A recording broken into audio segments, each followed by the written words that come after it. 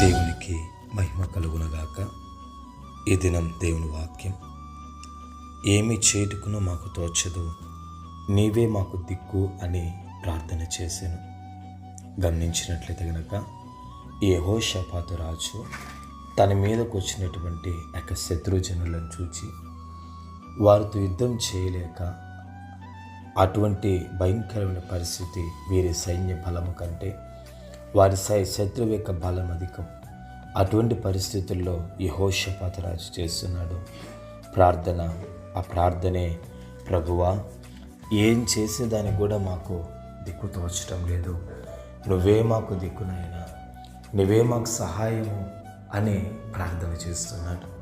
మనం చూసినట్లయితే కనుక చాలామంది దినాలలో మనం కూడా, అయ్యో ఈ పరిస్థితి గురించి నేనేం చేయను, ఈ అప్పుల విషయంలో నేను ఎలాగ ముందుకు వెళ్ళను, అయ్యో వ్యాపారం సరిలేదే, ఉద్యోగం సరిలేదే, ఇలాగా ఉన్నటువంటి పరిస్థితులన్నింటిలో నుంచి నేను బయటపడేదని చెప్పేసి దిక్కు తోచని పరిస్థితులు అనేక మంది ఉంటారు. అయితే గమనించినట్లయితే కనుక నీవు ఎటువంటి పరిస్థితుల్లో ఉన్నా, ఆ దిక్కు తోచినటువంటి పరిస్థితుల్లో యెహోషాపాతు రాజు చేసింది ప్రార్థన చేశాడు. నీవు కూడా దిక్కు తోచని పరిస్థితుల్లో ఉన్నావేమో, ఏం చేయాలో తెలియనటువంటి పరిస్థితుల్లో కృంగిపోతూ వేదనతో నలిగిపోతున్నావేమో, అయ్యో ఏం చేయను, అయ్యో ఏం చేయడానికి కూడా దిక్కు తోచటం లేదు అని ఆలోచిస్తున్నావేమో. అయితే నిశ్చయముగా ఈ దినాన్ని నీ కళ్ళెట కనపడేది ఒక యెహోషాపాతు రాజును జ్ఞాపకం చేసుకో. శత్రువులు చుట్టుముట్టారో ఈయన ప్రార్థన చేస్తున్నాడు. ఆయన కూడా దిక్కు తోచటం లేదు, ఏం చేయాలో అర్థం కావట్లేదు. అప్పుడు దేవుణ్ణి ఆశ్రయించాడు. అదే ప్రకారంగా నీ శత్రువులు నేను చుట్టుముట్టు ఉండొచ్చు, నీ యొక్క పరిస్థితుల్లో నీ కొరకు కావలి కాసి ఎదురు చూస్తుండొచ్చు, ఎప్పుడెప్పుడా ఇతన్ని మింగదామనేసి.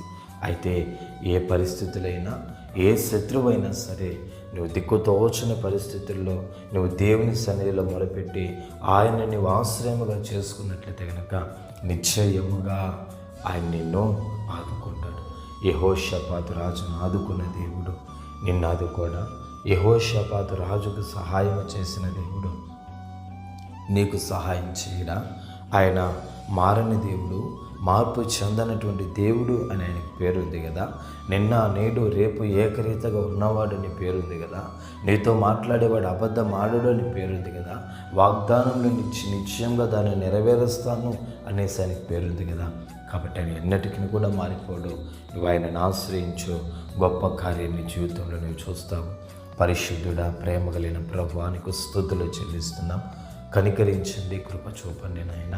దేవా, యెహోషాపాతు రాజు మిమ్మల్ని ఆశ్రయించినట్లుగా మేమును నా ప్రభువా మాకున్న పరిస్థితుల్లో మిమ్మల్ని ఆశ్రయించే కృప అనుగ్రహించి సహాయం చేయవలసిందిగా యేసు నామంలో అడిగి పొందుకొని ఉన్నాము పవిత్ర తండ్రి.